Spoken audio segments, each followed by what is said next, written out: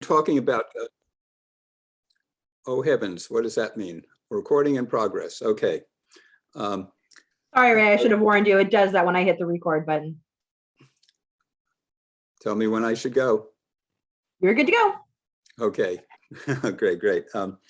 Well, for starters, let me say that in real estate, it's location, location, location. And in history, to make sense of who we are and what we've been doing, it's context, context, context.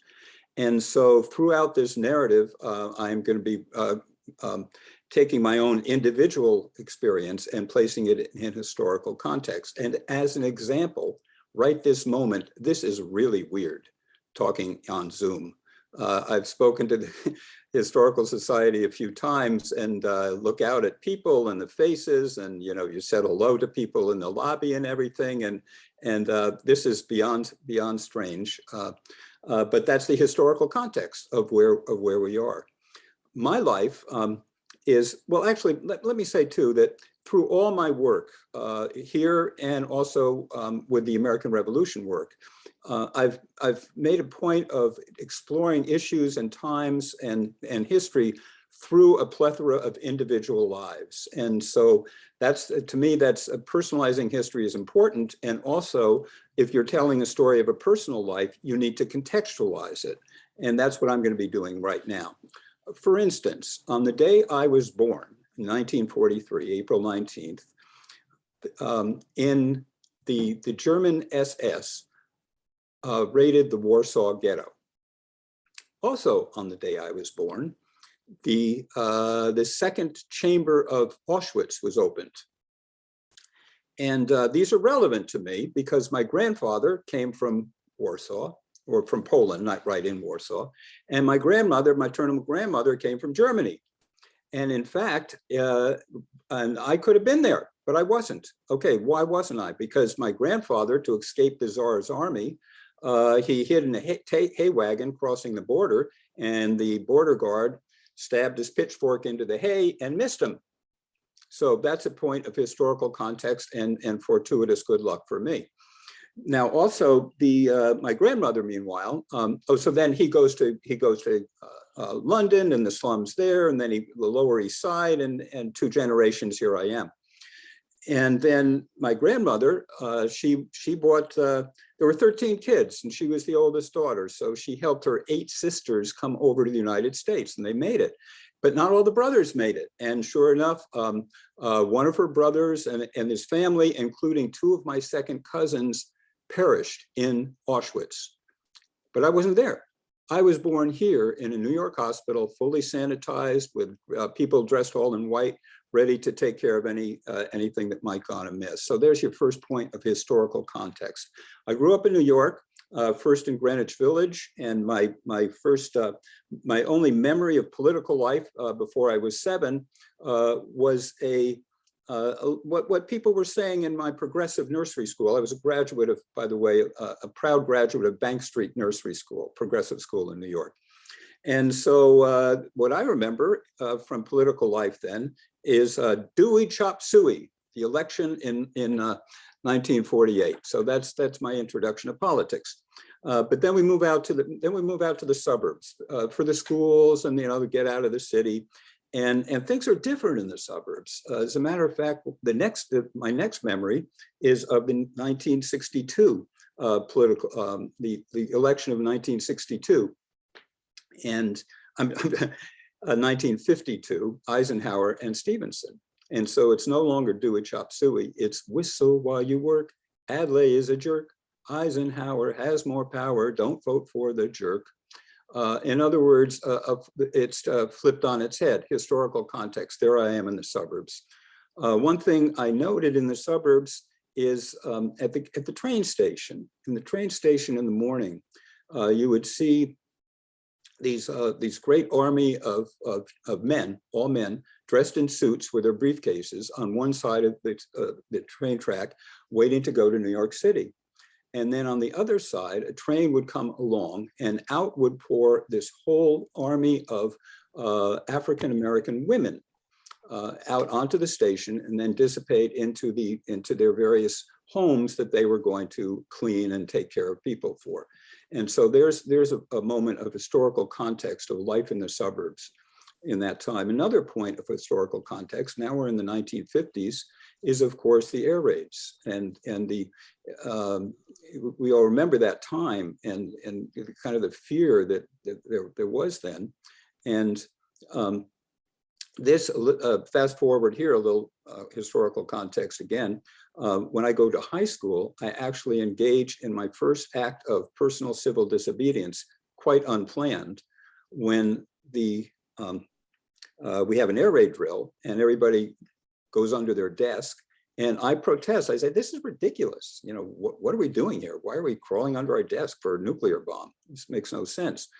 For which I get hauled into the principal's office, and for the first and only time in my life, because I was kind of a good boy, and get read the Riot Act. And my principal says, you know, you have to understand this is serious business. To which I think I responded, yes, I know it is quite serious business and the desk won't work. But anyway, that's that. I'm going to fast forward now to growing up. I'm back in the city in Greenwich Village in New York. Historical context, it's the mid-1950s. The folk music revival is happening. And I'm get way into that. I'm into folk music and I'm into the city. And I start looking at history from a different, actually, I'm just curious about people. And the folk music is like that. And I remember there was a book called Lay My Burden Down. And it was by B.A. Botkin. It was a sample of the collection of WPA interviews with former slaves. And I could not believe that I'm actually reading, you know, it was all in the dialect, and so it came alive. I was actually reading the firsthand accounts of people who were born in slavery. This, another point of historical context, blew my mind, although I didn't say blew my mind at the time because it hadn't been invented yet. But that's the kind of approach, I mean, this is what fascinated me. Another thing in high school, by the way, I'm now back in Greenwich Village, where there's a lot of, it's a much, let's just put it this way, a very different place than the suburbs. And I roam the city, I like the city. In Washington Square, I play chess, pick up chess in Washington Square with whoever it is. Point of historical context, that was the 1950s, maybe 1960 by now. If you go to Washington Square now, and at those very same chessboards, you're going to see a host of African-American males with their time clocks that they punch, and they're hustling for people to play. And these guys are practically chess masters, and they play chess for money and apparently make a decent living out of it. Then it was just casual pickup. I'm interested in just the life of the city. I remember just wandering around. I would actually take my dates to, on the Staten Island ferry, going back and forth for a nickel. And I was cheap then, that was, I think, warm up for being a dirt poor hippie a few years later. So, and then I remember going to night court, taking a date to night court, and we're watching the Bowery Bums, a very politically incorrect term, but that's now, but that's what was known then, show up and you go up before the judge, and the judge says, how much time do you want? And they say, well, a week or 2 weeks, okay.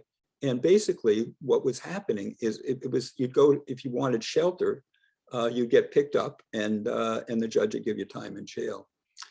These are just snippets of historical context. What am I good? Oh, another thing in terms of history.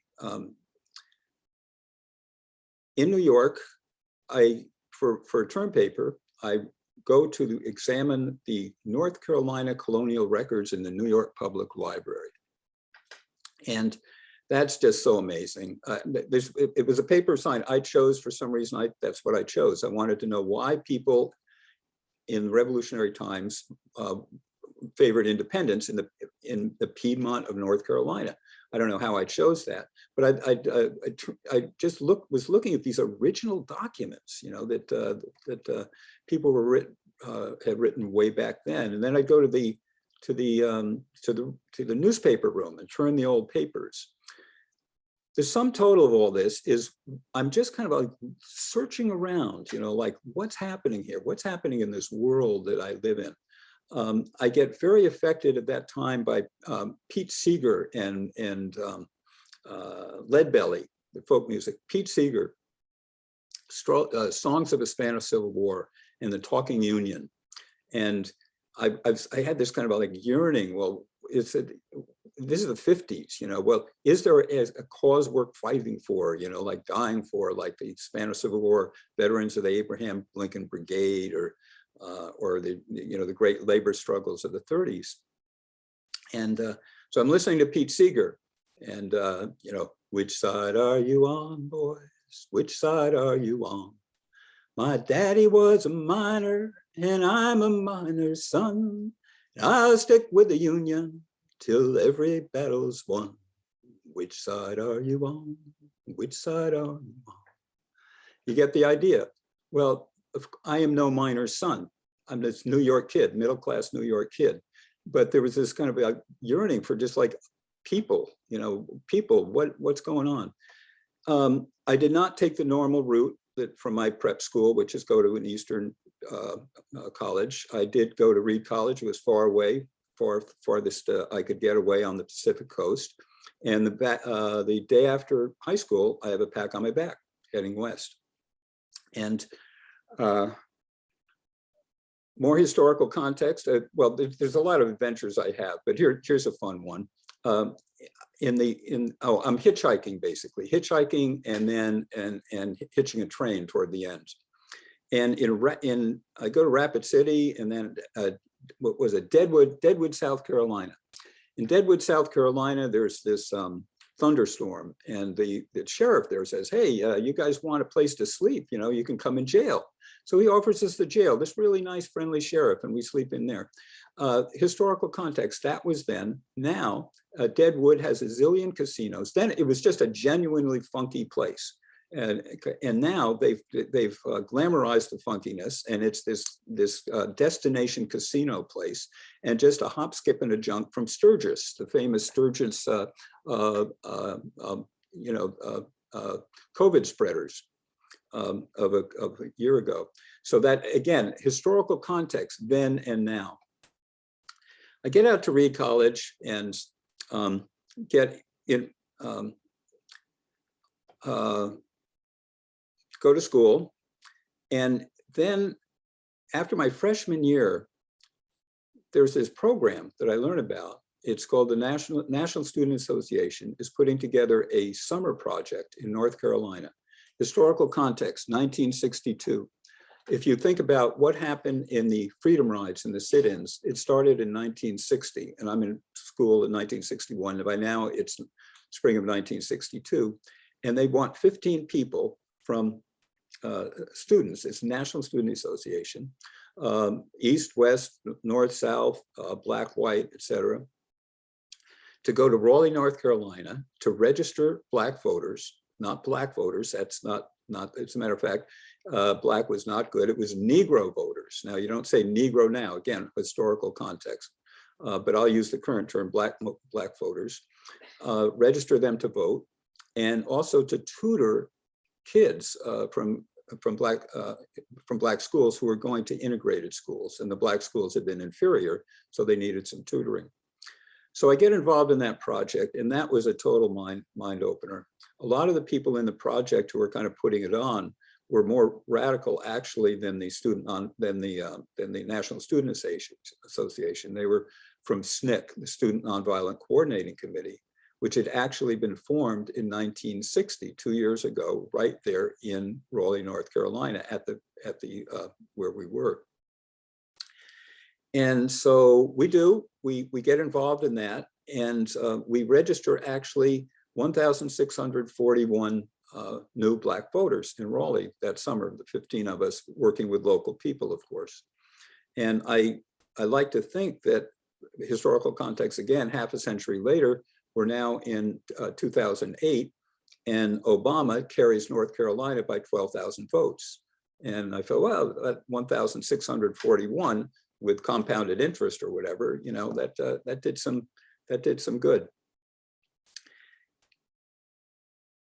After the program, that's the official program. After the official program, a lot of us have been very influenced by the people who are kind of around us working with SNCC, and we form our own group. And this is total grassroots. We're not connected with SNCC, we're not connected with CORE, anything. And we say, we're going to integrate some of the public facilities. So we start with the baseball stadium, and that was no big deal. We just, instead of sitting at right field, we sit in back of home plate, and no big deal. The wrestling thing, that was kind of worse, because if anybody out there is looking for an event to integrate, I would suggest wrestling's not a good one in terms of the clientele. The blacks were supposed to be way up in the balcony. Our integrated group got, I bought the tickets, and then we come in and we sit downstairs. And I'll tell you, the people looking at the wrestling match, they could take out some of their aggressions. We were getting, projectiles thrown at us and that kind of thing. And then the weirdest thing, the most scary thing was when they actually got quiet and they didn't say anything. And then, oh gosh, what's going to happen? Anyway, we barely escaped. At the end of the match, we're heading out, and fortunately, from the balcony, there were a bunch of neighborhood black kids who had been watching, and they kind of like shield our integrated group as we make it two blocks to the black district through the wielded knives from the white hecklers. Then we integrate the swimming pool, which is very touchy for them, because then all the white people don't want to literally rub shoulders with all the black bodies. And so I purchased 6 tickets to the all-white pool. And then we go in and we quickly shed our clothes to the dressing room, and we jump in the pool. And just like that, if you the old-time movie cameras where people, they run them backwards, somebody dives into the water and then you run it backwards and they go out of the water. That's exactly what happened with the whites who were in the pool. So that created quite a stir in Raleigh, and it was the hot topic of newspapers everywhere. The editors said they had never seen such a commotion of any issue, any time. And I was actually kind of singled out as the self-appointed adolescent messiah from the North, and that Reed College student from up north. And that image of the outside agitator, and I'm going to actually, this is going to come full circle later in the narrative. When you think of the historical context of that, it's really about Reconstruction. And Reconstruction, there never would have been any kind of integration in the South if there hadn't been Reconstruction, which was basically the carpetbaggers, right? And that have been that were demonized in the textbooks, even in the 50s. The carpetbaggers were a bad deal, but basically it took outside agitators to do some agitation and to get things going then. And this was what was happening now. So there was a reason why, by the way, I was in a minority being the outside. This is interesting, but I was pinpointed because they didn't want to talk to the local unrest. They kind of wanted to accuse it of those outside agitators. I go back to Reed College and get involved in the peace movement as well, because Vietnam is starting to escalate.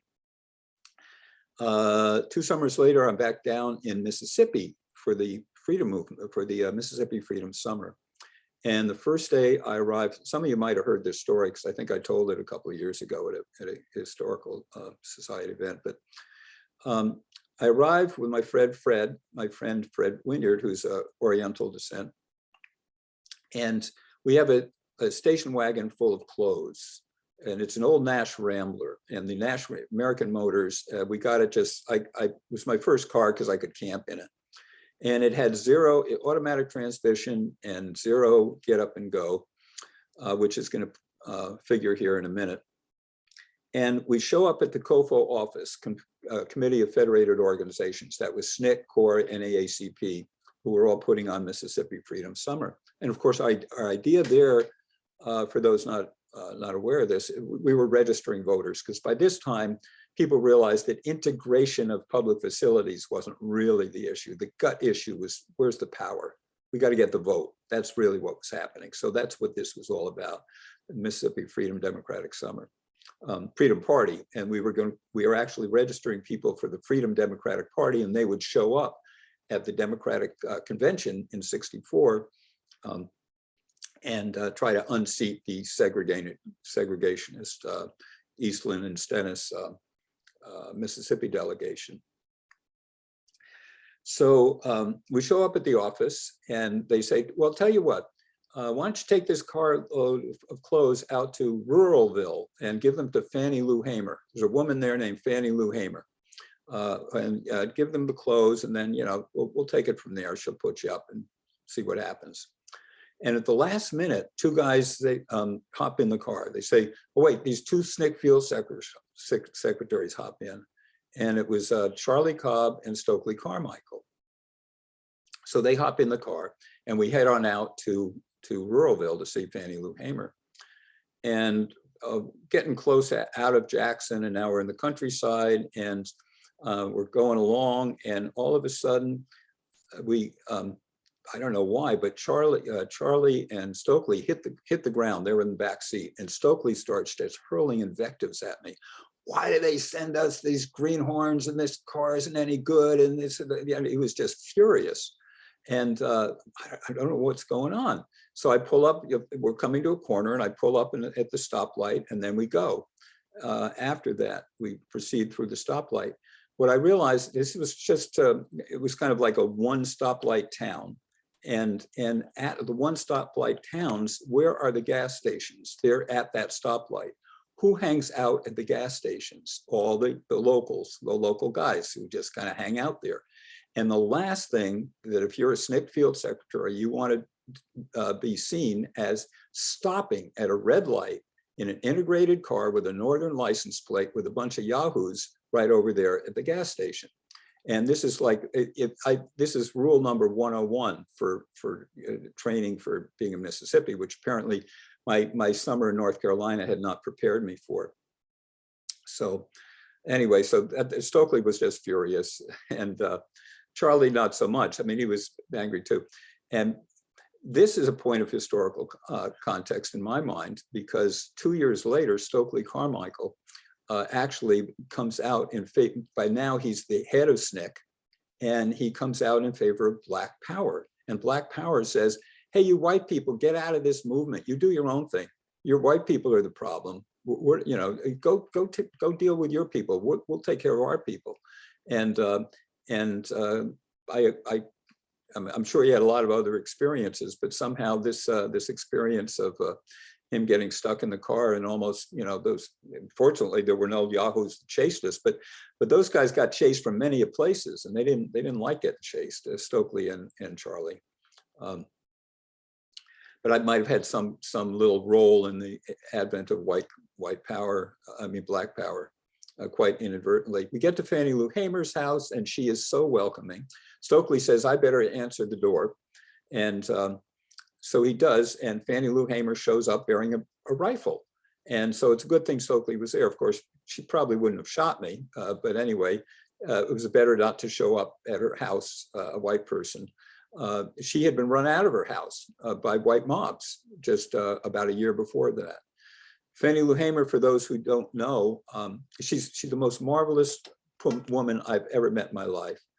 We spent the night. She was loving, welcoming. She thought this was grand that the white folks were down there, the kids, us, because they needed somebody to see. And what we were the eyes. We were kind of like I don't know, fish bait or something. No, that's not the right analogy, but the idea was we were to call attention to what people were getting beaten and mugged and sometimes killed just for trying to vote. And somebody needs to call attention to this. And our presence did that. That's why you probably all have heard, you know, Freedom Summer. Well, you didn't hear of the summer of that 64, of what happened in 63 and 62 and 61, with people literally getting killed for going to vote, and Fannie Lou Hamer getting beaten to a shred for that, for trying to vote. If you've never heard of Fannie Lou Hamer, look her up and look for her speech at the 64 convention, which just brought the country to its tears. It's just amazing. I'm sick and tired of being sick and tired. And it's so moving, and she was so moving. This is a transformative experience for me, to feel the grassroots movement of Fannie Lou Hamer, the SNCC field secretaries, Amzie Moore, who have been working in civil rights for a decade down there for the NAACP. And these are the people who I'm meeting. And I'm getting this feeling, wait, this is not Martin Luther King. It's not a bunch of outside people, kids like us, me from the North. This is a grassroots movement, and it's so powerful. And it's really kind of shaped a lot of my work since then. Okay, going to fast forward through college. Not much happening in college other than the 60s. I'm an activist. I'm kind of majoring in the 60s. At the end of college, I want to, what I want to do, I want to be a filmmaker, cinema documentary, cinema verite, documentary filmmaker, which is basically just looking, what that means is you just have your camera and you go around following ordinary people.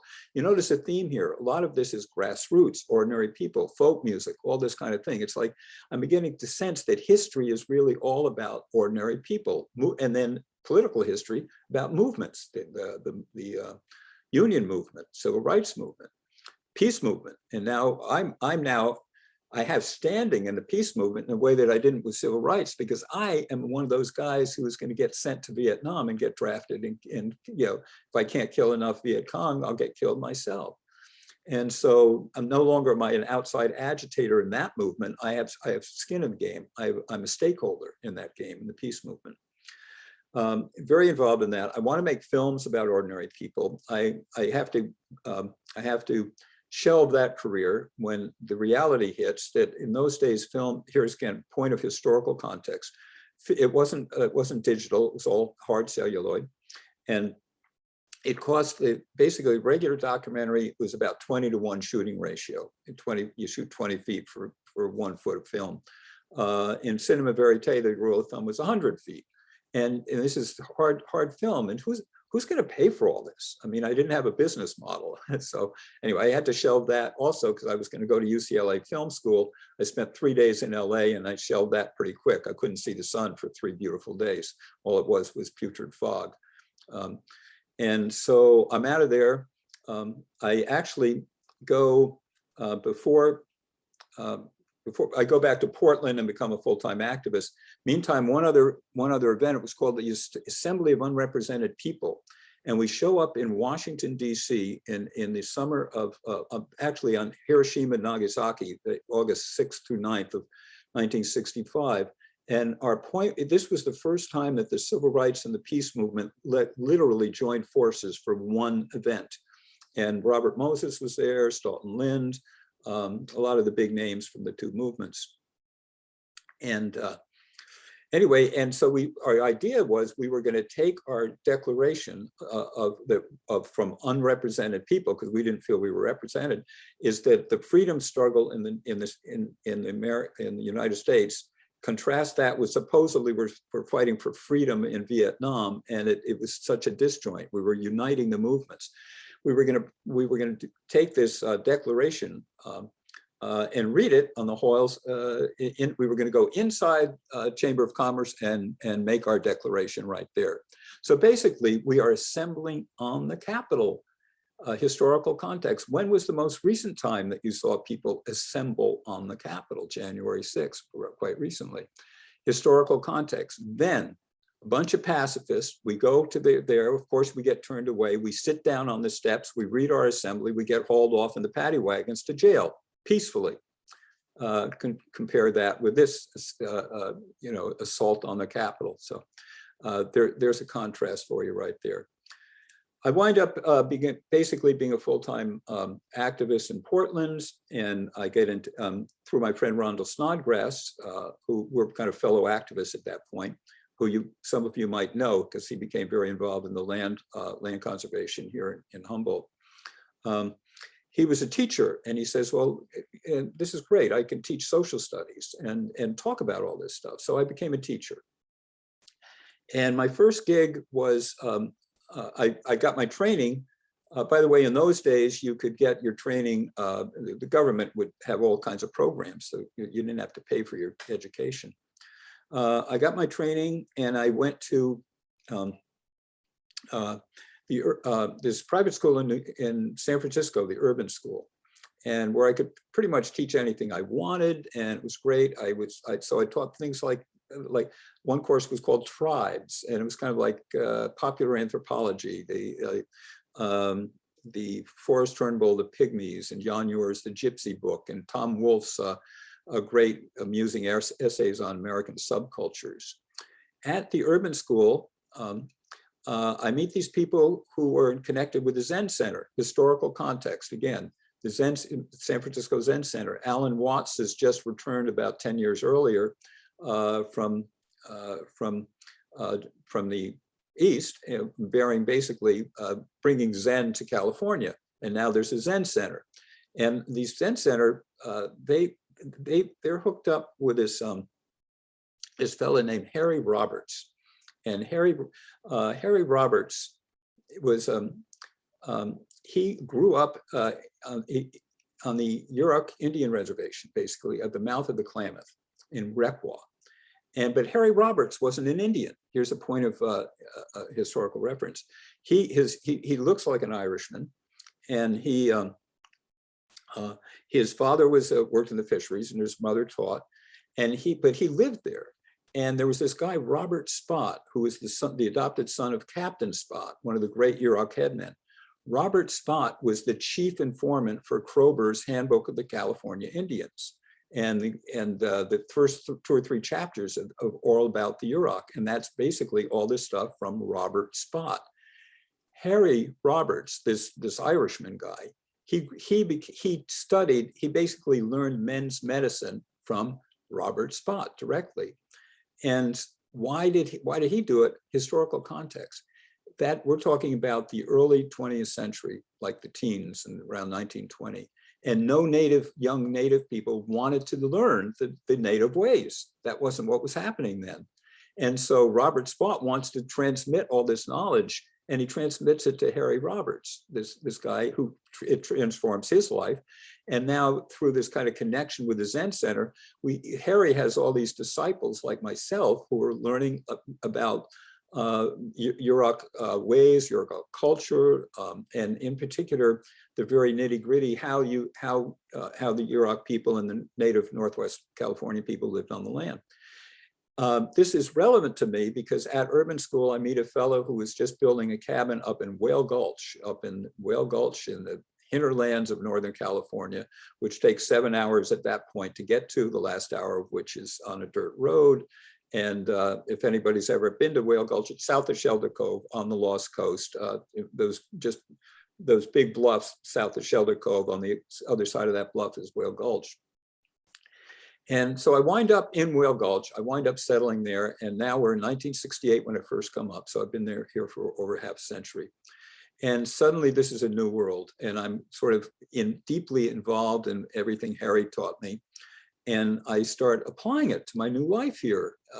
And I say, this is so great. And I start writing this stuff down, what I learned from Harry, all about these plants, that plants, the customs, how you treat when you go hunting, the prayers you have to say, all that kind of stuff. And I started thinking, well, I'm going to write all this down. So somebody should write this down. And then, so I started scribbling it down. I didn't know how to type. And then I actually, for a while, I'm commuting back and forth from the city, but then I moved here for good. And by now I'm actually meeting all these old timers who live here now, the old ranchers and loggers who are in the area. And I started saying, wait a second, this is so fascinating. Remember, I've always been interested in just kind of the local ways. And well, you can see where this is going. This is going to the book that I didn't know what I was going to do with it. But one day I just woke up with the title, An Everyday History of Somewhere. And then the whole thing just flowed. Okay, well, I'm just going to do an everyday history of everything right here. And so that's what it was. And I sat down and I wrote it. And historical context now, I did not know how to type. Why didn't I know how to type? Because I was a middle-class kid and growing up in the 50s when I went to high school, and boys didn't study typing. Boys were in shop and girls studied typing. so coming through our little funky cabin that I had, 12 by 16 cabin, we have various people come through and I'm teaching them all about the native plants, because now I'm kind of like the native plant guy in that growing hippie community. And so, you know, the girls, they know how to type. So I got these secondhand typewriters that have a few words left in them, and they type it up. And anyway, we wind up peddling it. I go down to San Francisco, and through a bunch of quirky things, I wind up with Alfred Knopf in New York, the top publisher in New York. And that's the Everyday History of Somewhere. So suddenly I'm a writer. And what am I writing? I'm writing the kind of that sort of folklore stuff that I've always been involved in. But now I'm in it. I'm living it. You know, I'm here. And so now that I'm a writer, I also start writing other things about the area, and I start publishing these in the California Living magazine, part of the San Francisco Examiner. And eventually these get collected into a book, my second book, Edges. And some of these issues, though, these issues that I'm writing about, there are things like the building codes. You know, so there's a chapter there, No Place Like Home. I mean, we're building these houses that are certainly not up to code, and so we're kind of involved in our own political movement trying to defend them. And then, of course, there's the Herbicide Wars, and I'm very involved in that because I didn't want herbicide. They're trying to spray all the tan oak, kill all the tan oak forests, and of course, we're getting the air and the water from that, in the water and polluting the air, and it's just no good. So I get involved, but now here's the key. I'm politically active in these things, and but part of my action is actually through my writing at this point, but I'm no longer an outside agitator. This is my home, this is my community. Because now I live in Southern Humboldt, you know, year after year after year, and I become a Humboldt person, and I start writing about the things that I'm involved in and I care about, and the people I know, and the issues. And it's an entirely different experience. Basically, it's all coming from the inside, not from the outside. So anyway, that's by now. Oh. Point of historical context about our hippie homes. Okay. By now I'm hooked up with Marie, my wife, who's of 50 years now. And we're building our little 12 by 16 cabin. We're getting tired of that. It's pretty confining. So we're building an actual house because we're about to have kids. And but what are we going to build with? Well, we get some, we go out to the beach up by Petrolia, and we grab some driftwood for the big corner posts, make them out of driftwood. Then we go to San Francisco, and they're tearing down these old Victorians, and this is great, kind of petrified fir timber, big timbers. And so we go up and we ask them, and Marie's kind of looking young and innocent, and says, "Hey, you know," and she's got a chainsaw, our own little hand chainsaw, and can we have some of this stuff, since you just take part in, you know, trying to get rid of it. And so they let us go on the demolition sites. Marie and I are climbing in the rafters. Now, historical context, can you imagine that happening now? But it happened then. So we get this driftwood stuff, and then we got this recycled wood from the city, which we haul up. My partner, Alan, he still works at the urban school, so we take it away from the site in the urban school bus, cart it up here, and then we put it all together with economy grade lumber from Break It up north, you know, the economy grade. So we put together a whole 2-story house, top to bottom, everything for $6,000 bucks, you know, about 1,500 square feet or something. Steve, I hope you're not listening to this too much. Steve from the planning department. He's tied in with my good buddy Gus, who works for the building department. But anyway, that's my whole point. That was then, and this is now. That's where I'm getting at with all this. That was then, and this is now. So anyway, you can follow the rest of my.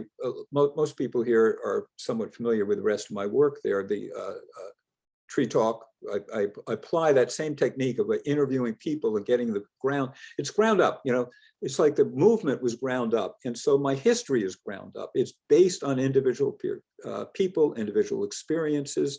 And in my sense, that's what comes alive. We're all just people. And we explore our own lives in historical context. So that's what I did. And I actually, even when I moved over to the American Revolution, of course, I could no longer interview people, but I tried to get firsthand sources as much as I could.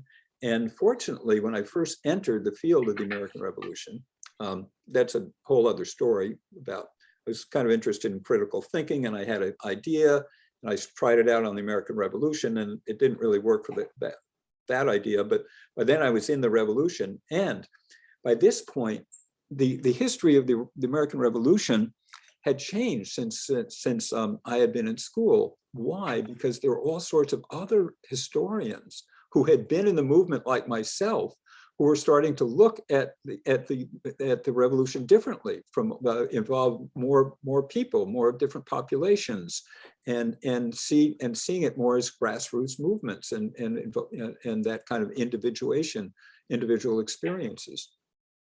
And so there was a body of literature that I could research, look at, and I assembled all this stuff. And my book, there had been a lot of work, but I was kind of the first to sort of assemble it into a book that became The People's History of the American Revolution. And that became endorsed by Howard Zinn.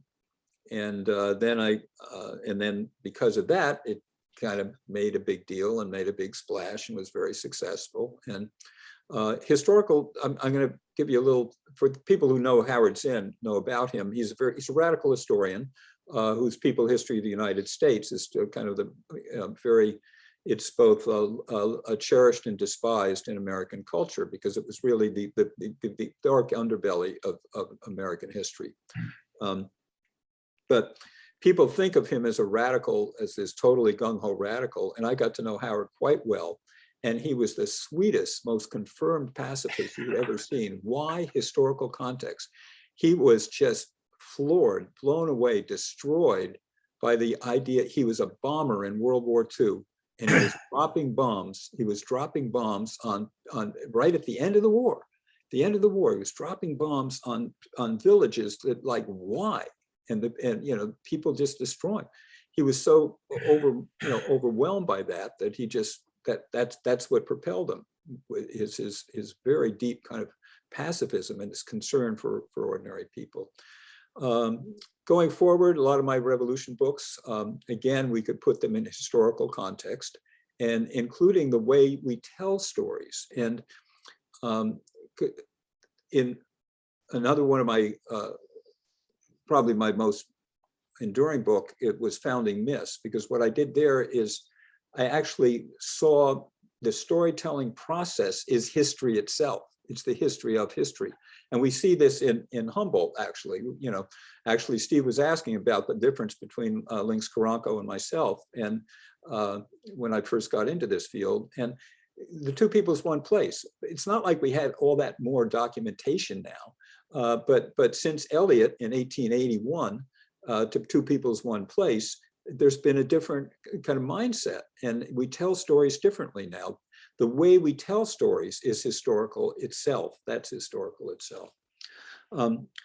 My signature contribution to the revolution, I should point out, was this discovery in the People's History of the United States. I had this chapter about, I was exploring popular, I saw these references called Crowd Actions and Rural Unrest in the countryside of Massachusetts the year before Lexington and Concord.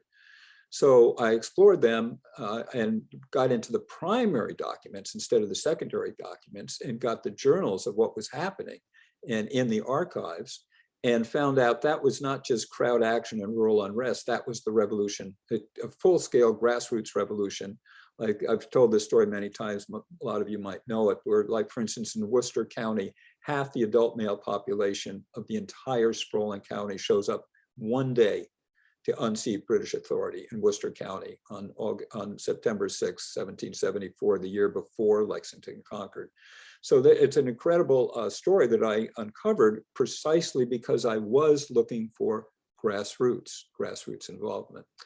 And final stage, and then I hope I'll kind of open this up for maybe some discussion or questions or whatever. But remember, I referred to the disjoint between the January 6th riot on Washington and my Assembly of Unrepresented People in 1965. Well, in 1774, you had half the adult male population showing up in the county, at the seat of the part of the government. That was the last outpost of British authority in Massachusetts. And you have, and remember, this is before the shot heard around the world. And you had them showing up to unseat the government, right?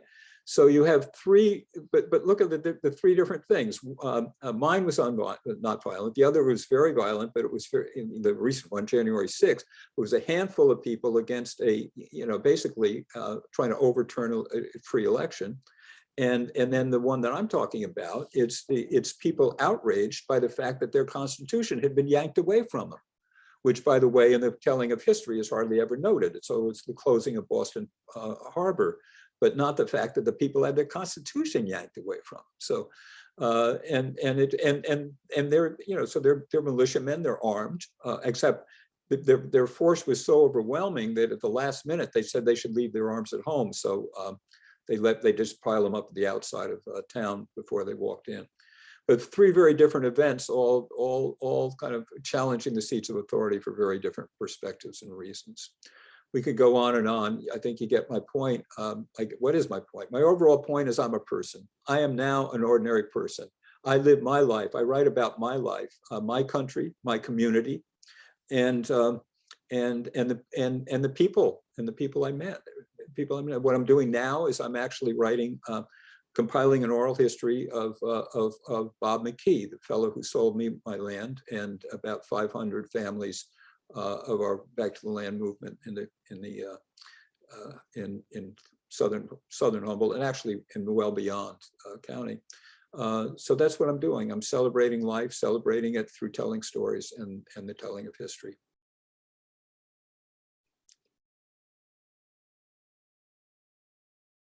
So I don't know, what do we do from here? So let's see, let me look in the chat. Somebody did have a question. What do you think of Studs Terkel? I love Studs Terkel. As a matter of fact, I used Studs Terkel when I taught at the urban school. I taught an American Studies course, and in our textbook for the American Studies course was Studs Terkel's Working. And where he compiled, he just talked to everybody under the sun with different jobs. From a street worker to a grave digger to a prostitute to a pilot to whatever it was. I mean, just on and on. And he could bring things out in people. And to me, I just love meeting people. And Studs Terkel introduced, that's what he does. He introduces you to people. And it's just thrilling. All right, so I'm going to go ahead and let people unmute themselves. So if you have questions or want to have some discussion, you can. So I have a question. Okay. Patricia, hi.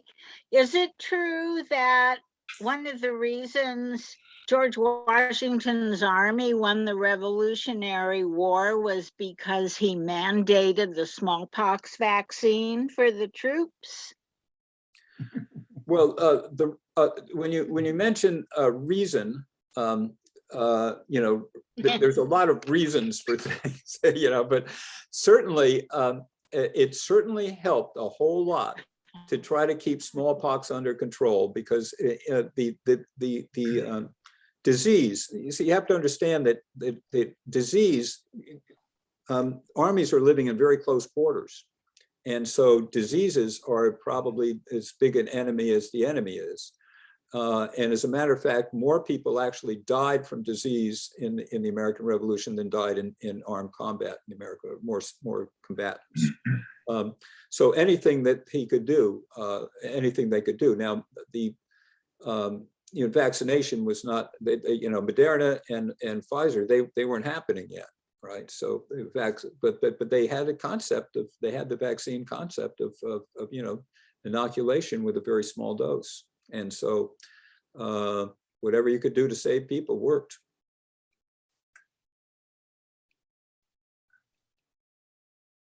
This is Norbert Dahl. I don't know if you can hear me. I can. I have two questions for, Yeah. for Mr. Raphael. Disclosure, I'm also a Berkeley man in political theory. And two questions. One is, you were at Cal in the 1960s. Yeah. Were some of your professors Norm Jacobson and Jack Shar? Yeah. Yeah. And your interest in the early genesis of the American Revolution obviously overlaps work that Jacobson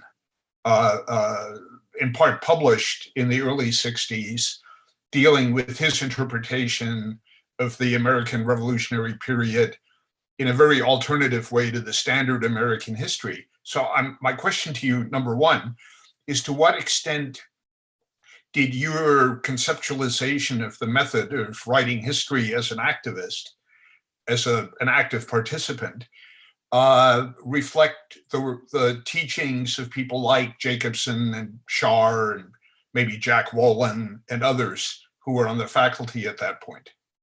Okay.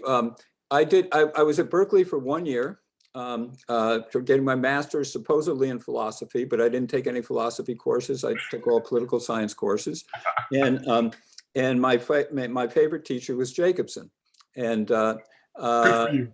because he was just so personable. I mean, he was just, being in his class, it was like, he was like your best friend all the time. I mean, it was just, his class was an absolute jam. It was just a jam. It was like a musician's jamming.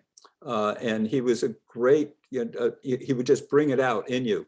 And the only decent paper that I wrote was through Jacobson, and it didn't have to do with the revolution. It had to do with some kind of what was happening in the grassroots right then. I can't remember what it was. And I'm totally unaware of anything. I didn't become interested in the American Revolution until the 90s. So we're talking about 30 years later. But ironic, but there's and by the way, another of my teacher was Sheldon Wolin, and he became a neighbor in Whale Gulch. He actually moved up to Whale Gulch. Right. That was totally fortuitous. In the 90s. Yeah, and a lovely, lovely man too. But the inner truth of that is that people like Jacobson, who did influence me, who were like Stoughton Lynn, Jesse Lemich, who wrote the first essay that kind of gave it, that whole movement, the name, called Revolution from the Bottom Up. Mm-hmm. And these people were, I run into Stoughton Lynn on the Assembly of Unrepresented People, and also through SNCC. And so it wasn't a direct tie-in with Jacobson, but the mindset was certainly there. So if I may quickly, the second question deals with your methodology, and that is the concept of history based on individual experience. Mm-hmm. Pretty clearly, all of us who've had the joy of working with people like Assemblyman Dan Hauser and many others in Humboldt County over the decades know that individuals are critical to how history at the local level, the state, national level, and international levels develops. The question here is, to what extent, in your work now on the American Revolution, to what extent did you also look at individual experiences that were not local, say, to one county in Western Massachusetts, but for instance, that whole train of individual experiences that Edmund Burke, for instance, represented in England, for those people in England who were on the side of the American Revolution one way or another? In other words, I'm speaking to comparative history as a component methodology for how one looks at these things. Right. In other words, could you do a kind of comparative history through individuals? So yeah. I actually, the book I think the fourth book, my first book was on the revolution, was called People's History of the American Revolution. The second book was the first American Revolution that I told you about. Third was Founding Myths, which is how we tell and mistell stories and how that evolves through time. And the fourth one, I said, I actually kind of tested some of this in a way, but it didn't go all the way to Britain. But I said, people love to hear the individual stories. The problem with the revolution is all the individual stories are very top down, because it's just, oh, who are the founders? Well, Joseph Ellis lists them. There's Washington, Adams, Jefferson, and Franklin and Hamilton, and then he throws in Abigail Adams there and Aaron Burr for some reason, But that's it. Those were the founders, and so I said, wait, no, let's do this a little bit differently. So my book on the founders, I took 7 people, and I did a cross section. Though I had Washington, and then I had a private in his army, Joseph Plum Martin. And then I had I looked around for the most powerful, the most influential civilian, who was Robert Morris, who literally bailed the country out a few times. And right. I said, well, and I contrasted him with this kind of peripatetic revolutionary, Thomas Young, who spread revolution in 7 states. And then I wanted a woman, so I chose Mercy Otis Warren, who was a great thinker and everything, and was very involved in things and wrote a lot, great character, and very tied in with with Samuel Adams and Joseph and John Adams and all that crew. And then I couldn't find a slave because, an African-American, because nobody had the longitudinal presence to tell the story through the whole revolution, that was recorded.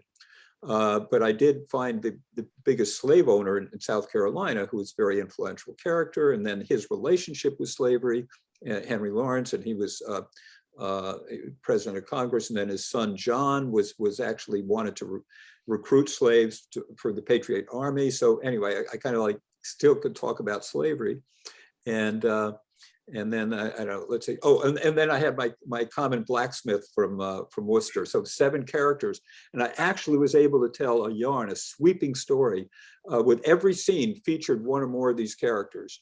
And honestly, it really got the whole revolution. It's called Founders, the People Who Bought You a Nation. It took a lot. I mean, that was really a challenging book, and a challenging task. But I think the inner truth there is that I do think that you don't have to just do bottom up. I mean, of course, I do more.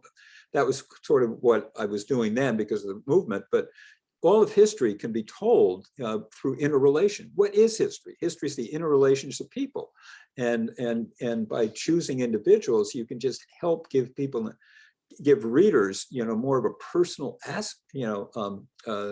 access point. I mean, because that's who we relate to. We relate to people, and so we basically protagonists. I mean, what is a play? What is a drama? You have actors. You don't have a drama being of philosophies. You have people doing it, and then what they do reveals things, and that's the way I see history. Consider it a drama. I certainly want to compliment you for your life's work, and my comment by simply saying that today we're ordering a copy of all of your books, not only for our own library, but for each of our grandchildren's library. Well, thank you. Right. Yeah. Well, by the way, speaking of that, I am compiling, I've been trying to boil down, and it's been pretty frustrating, this work I'm doing now, which is, I call it A Life in History. And it's basically a more detailed view of what I've been talking about here. So hopefully at some point, there's going to be one other little appendage for your library here. Anything you have to say about Norm Jacobson and Shelley Wolin will certainly be greatly appreciated from this end. They were my teachers as well. Oh, well, I'll tell you what, we can just talk offline or something. My number is 707-407-5652. 5652? Yeah, it's 407-5652. Norbert. Sounds good. We'll do that. Okay, that should be fun. That can be public knowledge. Except I spent a lot of time kayaking or whatever. So text before you. Oh, we can talk in kayak. Oh, now we're really going. So, any other kayakers there? If so, let me know. I'm looking forward to doing something after this next rain. Thank you. A couple of questions in the chat. One is, could you talk a moment about the musical Hamilton? And then the second is, how are you able to access all the different source materials before computers? Okay, wait. Now, the first one was what about Hamilton? Just talk about Hamilton, your thoughts about Hamilton, the play. Oh, you mean how, do you want Hamilton, the person, or how Marie and I wrote the book? I think they actually want your opinion on the musical Hamilton. Oh, on the musical Hamilton. Okay. Well, the short answer to that is Marie and I loved it. We did not get to see it until, ironically, till actually the day after pub date for the book. We thought we were recruited to write a short biography of Hamilton. By the way, another point of historical context. Why in the world would Barnes and Noble recruit Marie and I to write a short biography of Hamilton? Well, needless to say, this has something to do with Lin-Manuel's play, right? That this wouldn't have happened without it. And they wanted something that playgoers could access to really help them with the play. And so our research was twofold. One is, again, I don't depend just on secondary sources, but so I went down to the into the 24 volumes of Hamilton's works, writings. Online is a lot of it's online, but the printed version has all kinds of editorial comments that fill in a lot of stuff. And so fortunately I could look at all of that. And then Marie and I, of course, also read the libretto and listened to it. So we could see, we wanted to make sure we covered all the bases, so we had to make sure all the scenes, there was enough historical background for all the scenes. It was really, really fun. And we loved the play. I thought it was absolutely brilliant. There is some poetic license in there, but somehow, although I'm a historian and often kind of a little grumpy about that stuff, I'm not grumpy about what happened with Hamilton. The stuff was good, and it was so remarkable as a historian because Hamilton, for over 2 centuries, has been the top-down guy. He was the penultimate inside player. I mean, when you talked about somebody who was just a power guy from the inside, it was all Hamilton. That's who he was. He was the very antithesis of everything, out there with the people. And to have Lin-Manuel just kind of flip the story on its head and treat him as the outsider, it was just such a blast to see that kind of like, just new life. It just breathed new life into history. We loved it. Okay, and then the second question was, how are you able to access all the different source materials before computers? Okay, well, now we get into a great institution, which is Humboldt State University Interlibrary Loan. And so what I would do is I'd run into things, and my basic strategy was I'd go to some secondary source, and then I would, kind of read obviously I kind of read the book, but I pay a lot more attention to the notes, and because they're scholarly works are referenced. So you follow the references back, and if you keep going back far enough, you're going to get to some kind of primary source. So it's basically I pretty much camped out at the Interlibrary Loan department at HSU for quite a while in terms of my revolution stuff. And now there's a lot of the stuff is online, but of course, once again, the online, like all, the founders online, that's the big 6. They got all the papers of the big 6, but that's not going to give you a lot of the other documents. So archival work, it was, basically I did some archival work which involves some traveling. Okay, and then just to plug the Humboldt County Library, we also are part of the Interlibrary Loan Program. So if anybody's looking for something, we can usually track it down that way. Oh, nice. Okay. All you need is a library card. That's great. Yeah. Does anybody have any other questions? All right. Well, I guess I will go ahead and let you all go for the weekend. Thank you for joining us. This recording will show up on YouTube Tuesday afternoon. So if you want to revisit it or share it with a friend, it'll be on our YouTube page. And if you're joining us now, you're already on the sign up list for future Historical Society lectures. So keep your eye open in your email box for future Zoom links. Oh, I want to say a closing word. Thank you so much for allowing me to do this, as strange as it is. And it's funny because I'm looking around at the screen and I see, I see some people I know, and this is kind of, it's nice. I see some faces, and some people I don't see. All I see is your name, but I know you. So anyway, you all have my phone number now if you want. Wait, actually, also, because the phone can get kind of like a little bit, answering the phone, but I do, let me give you my email. And so any people who want to strike up a long lost relationship. And it's Ray, V as in Victor, that's my little name, Valancourt, Ray V, Raphael, which I guess if you don't know how to spell the name, just look, it's spelled correctly on the title of all of my books. And so rayvraphael@gmail.com. That's my personal email. So you're welcome to communicate. And, in this day and age, that's good. I like the company. You don't see many people. You don't see as many friends as you'd like to. So. Yeah. And you all have my email because that's how you got this link. So you can, if you forgot to write down the email, you can email me and I can connect you guys too.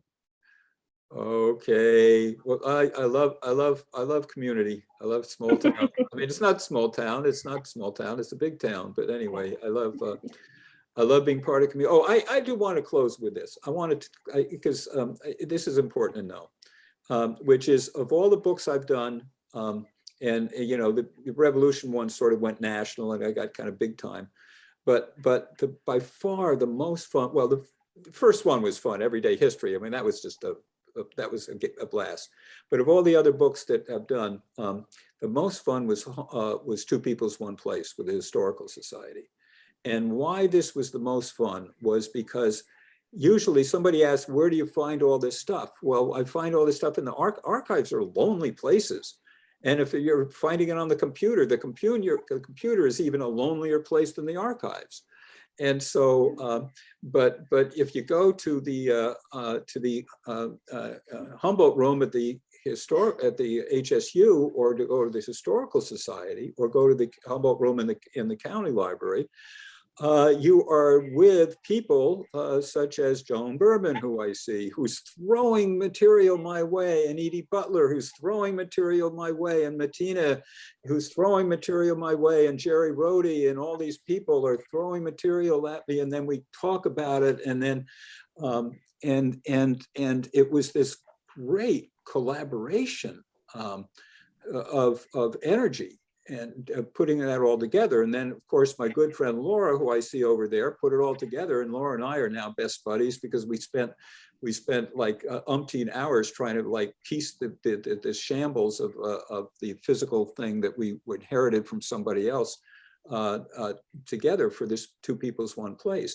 So it literally was a community effort, a community self-portrait, and not at all like any of the other projects that I've done. And in my little memoir, I feature this, by the way. I mean, it's just, and the other thing about it is I love the impact of it, because the Revolution books, although they sold many more copies, what happens? You write the book, you sell it up, one person reads it, and then somebody else 100 miles away from that reads it, and they never talk about it. And it's just kind of like, just sort of like goes off into the ether, right? Two Peoples, One Place had a different life, as did Everyday History, actually. But Two Peoples, One Place, it goes into the community and it becomes part of the community. And then it gets used in schools, in the Indian education thing. They wanted to Xerox it because they wanted to use it in schools. And then you share it with relatives and everything. And so it returned.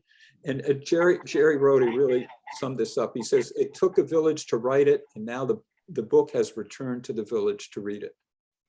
And I love that image of how Two Peoples, One Place now is part of the community. And it's just an entirely different experience than I think most scholars will ever enjoy.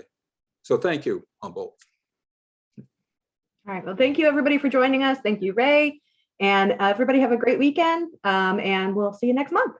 Okay, thank you, All right. everybody. Yeah, bye-bye. Bye, everyone.